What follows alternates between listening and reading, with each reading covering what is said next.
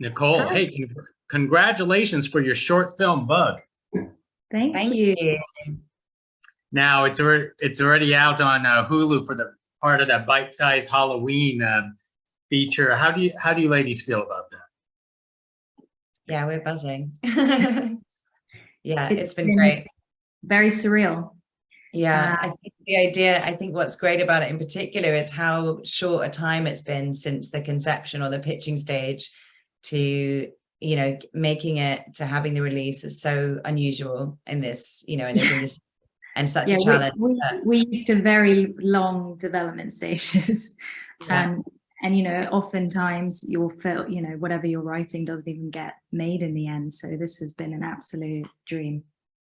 Most excellent.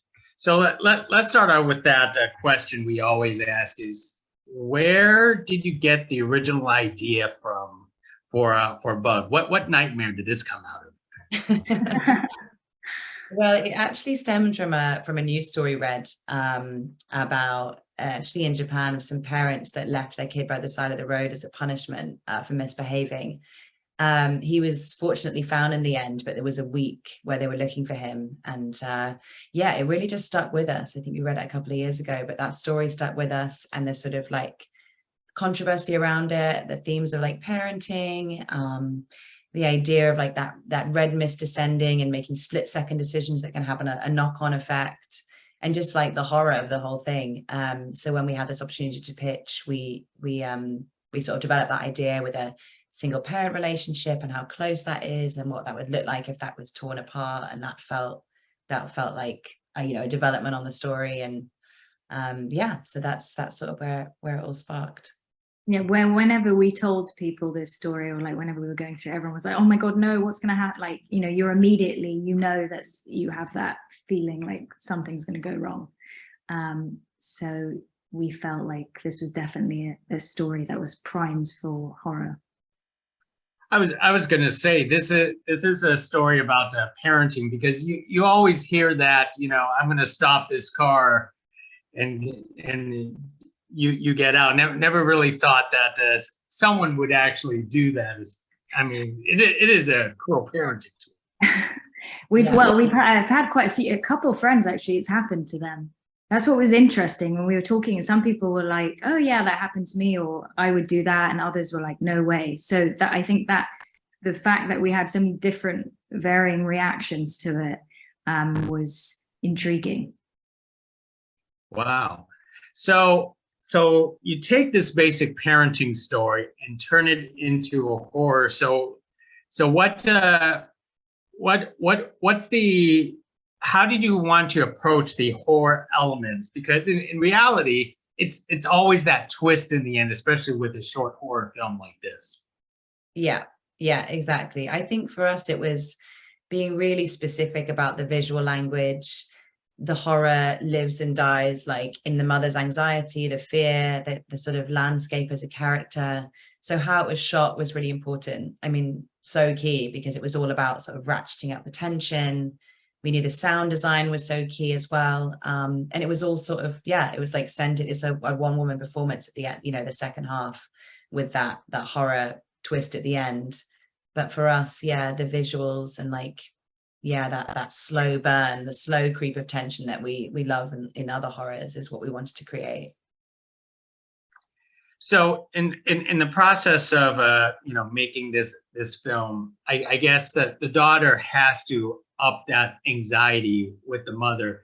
Tell us about putting those mouth sounds into a short film like this. After all, if a kid does actually do that, which I believe I was guilty when I was younger. I actually did that, and someone yelled at me.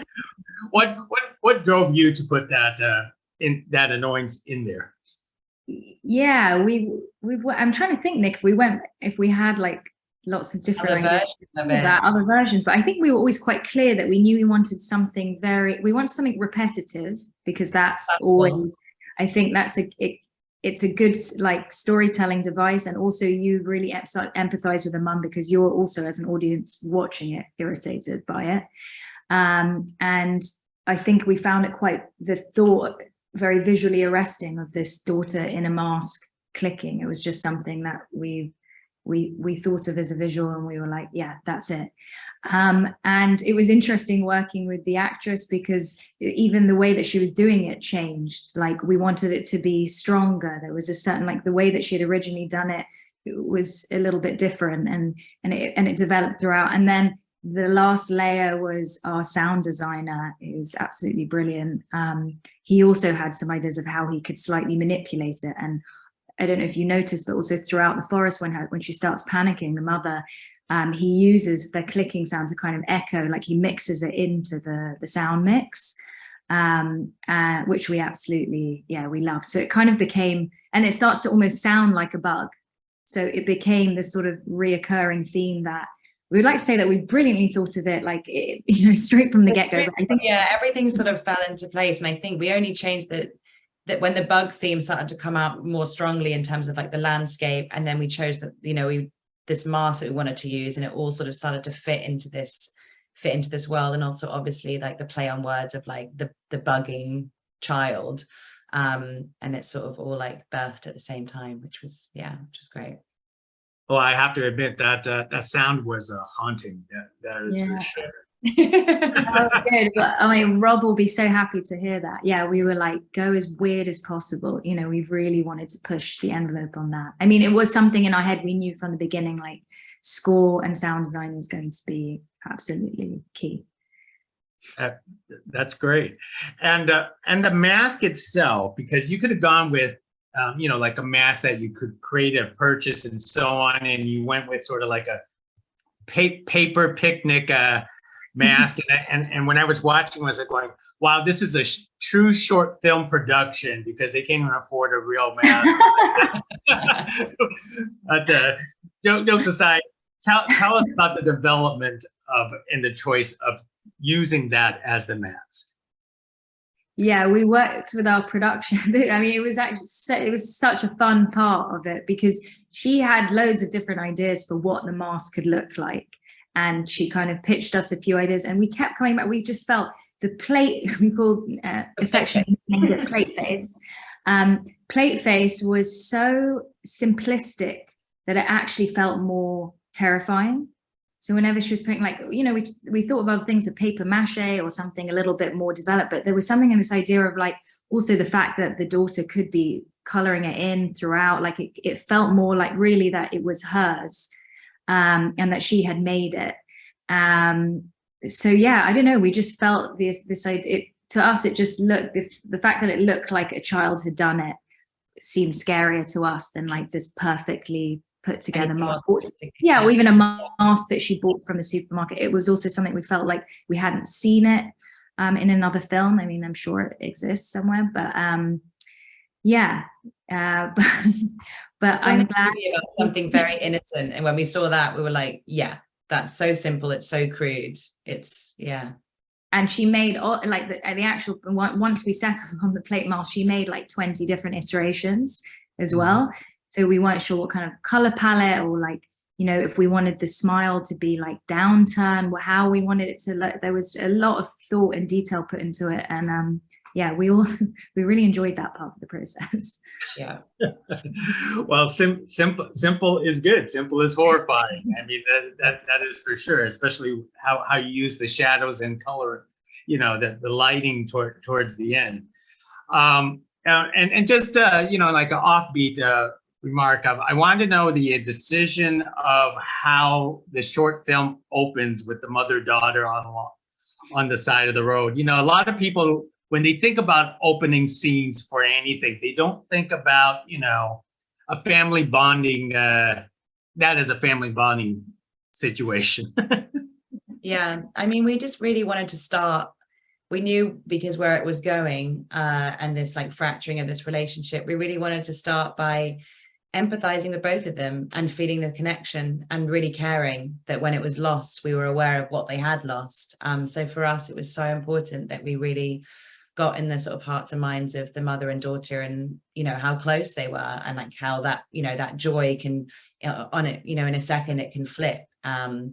So for us, those opening moments, we just needed to establish that. Yeah, you had to really feel the heartbreak of the mother in the forest, and for that to be felt, you needed to establish their, yeah, as Nick said, their connection and the love that they have for each other, because then you feel what's been lost, as opposed to if you just started kind of while it was already on its way to being broken. So yeah, and I think also there is the other side of it is there's something scarier when a horror film starts with an upbeat, because you know it's going to turn badly. So there was also that. Most excellent. Well, one last thing before I go is, you know, I've done quite a few interviews for this bite-sized Halloween, and you know, I was picking and choosing. Obviously, I can't cover every short film, but I chose to choose your short film because I want to pick those short films that I see potential to be a feature film itself, and wanted to talk to you about both of you about it. Is there a potential idea of making this into a full-length feature film? Of Or course. is a short film it's all and done for you?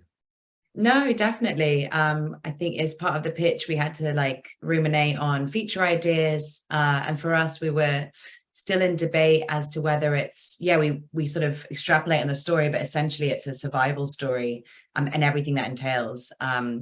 Whether it's, you know, between this mother and daughter and this like loss of innocence and just building on the themes basically, or whether we take our central characters and the themes and kind of like find a new world for it to land. But yeah, that would be just like such a fun endeavor.